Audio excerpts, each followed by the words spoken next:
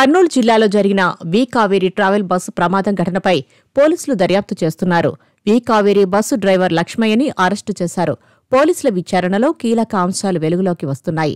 వి Kaveri bus ప్రమాదానికి ముందే రోడ్డుపై పడి ఉన్న బైకును ఎవరూ పక్కకి తొలగించలేదు.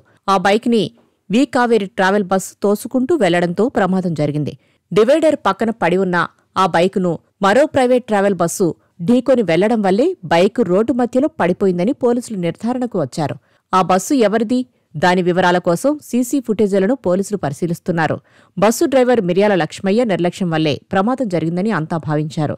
వెల్దుర్తి సమీపంలోని కృష్ణగిరి మండలం అముకతాడు టోల్ ప్లాజా మధ్య దూరం 18 నుండి 19 కిలోమీటర్లు, 15 నుండి 20 నిమిషాల్లో చేరుకునే అవకాశముంది. ఈ ప్రమాదం జరిగిన రోజు తెల్లవారుజామున 2:45 గంటల నుంచి 3:30 గంటల మధ్యలో టోల్ ప్లాజా దాటి ఎన్ని వాహనాలు వెళ్లాయి అనే వివరాలు సేకరిస్తున్నారు. ఓ ప్రముఖ ట్రావెల్స్ బస్సు ఢీకొనిందనే అనుమానంతో డ్రైవర్ని విచారించి ఆనవాళ్యం లేకపోవడంతో అతడిని వదిలేశారు. మొత్తం 35 మందిని విచారించారు.